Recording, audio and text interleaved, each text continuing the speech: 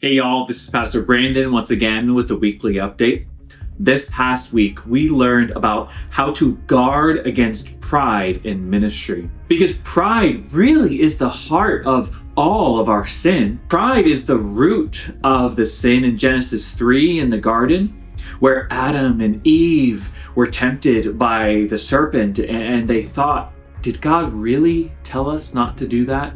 Will we really die if we go against what God said? And that set in motion the sin, the brokenness that we still face today. And even now, if you struggle with sin, ultimately, it is because you don't have a high enough view of God's sovereignty. In our men's study, we're going through holiness and really how to pursue holiness isn't to just feel bad about yourself because you sin. We all sin. But growing and being spiritually mature comes from loving God more.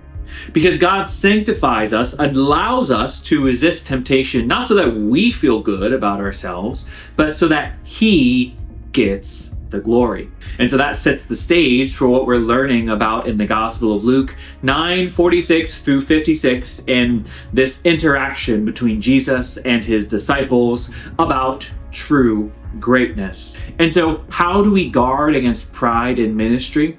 Well, there are three ways we should guard against pride in that we can use this passage to learn. The first is to guard against pride in our own greatness. In Luke 9:46 through 48, the disciples argue about which one of them is the greatest. They miss the point because they were trying to think of themselves instead of thinking more of Christ.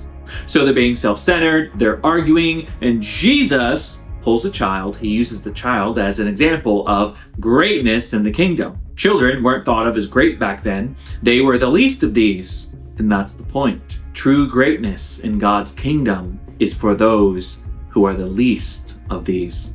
And so the disciples were arguing about their own greatness, but look at their example, Jesus Christ, to see how they should have behaved. And we should look to that example to see how we should behave. Christ came humbly. We see that in Paul's letter to the Philippians 2:1 through 11. We see Christ in his humility. Because Christ came in the form of a man, but did he come as a ruling conqueror, destroying all those in his path? No, he came humbly.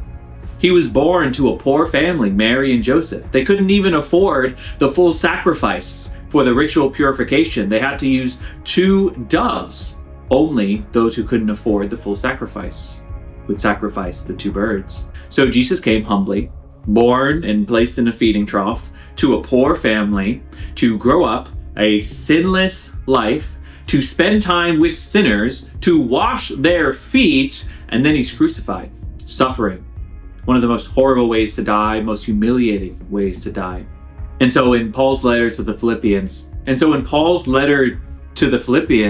he says that Christ did not regard equality with God a thing to be grasped, because Christ is fully God and fully man. But Jesus didn't use that to brag on himself. He was still humble. Even though he had all authority on heaven and earth given to him, we see that in Matthew 28, he was still humble. If Jesus Christ, the Messiah, the Prince of Peace, the promised one, was humble, how much more should we be humble? So we should guard against pride in our own greatness. Second, we need to guard against pride in our groups. Later in Luke 9:49 and 50, we see that the disciples were trying to prevent someone from casting out a demon. They were trying to hinder someone who wasn't part of the 12 from doing a good work in Jesus' name. So Jesus rebukes them, rightfully so. And we get the impression that this wasn't somebody who was a false convert or a false prophet.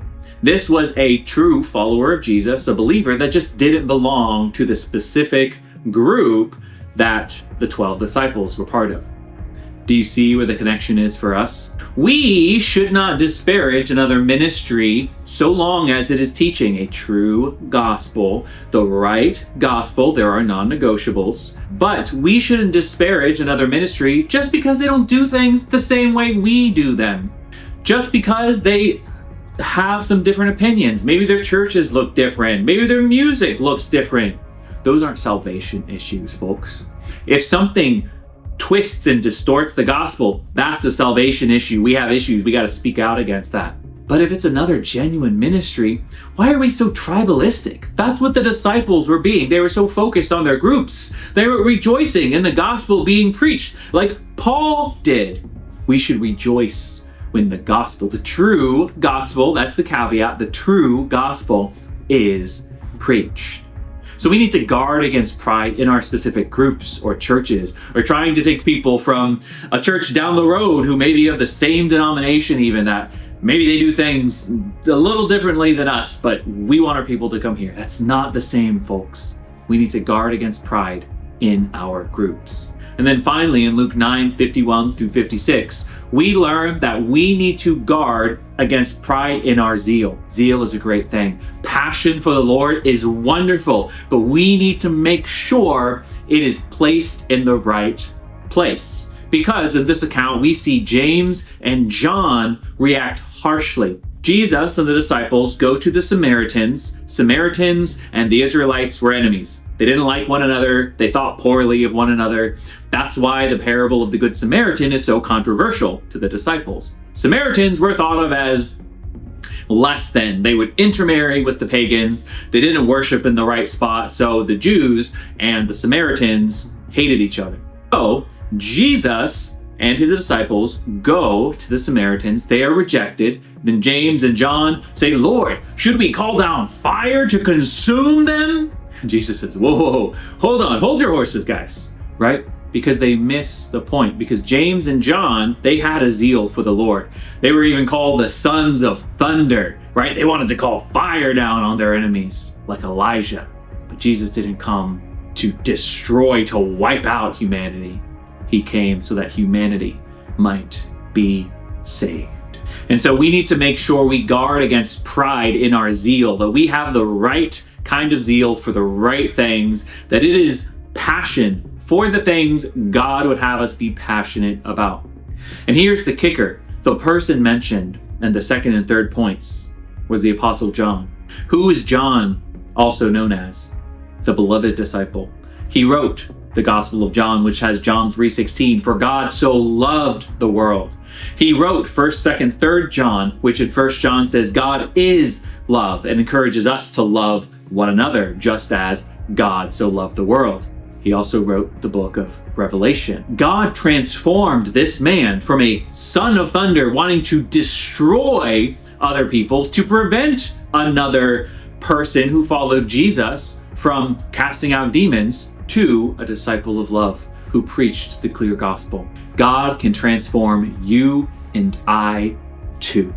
Let us guard against pride in our ministry and only preach Christ crucified, and tell everyone the good news of Jesus Christ. That's a message for you today. I pray it challenges you.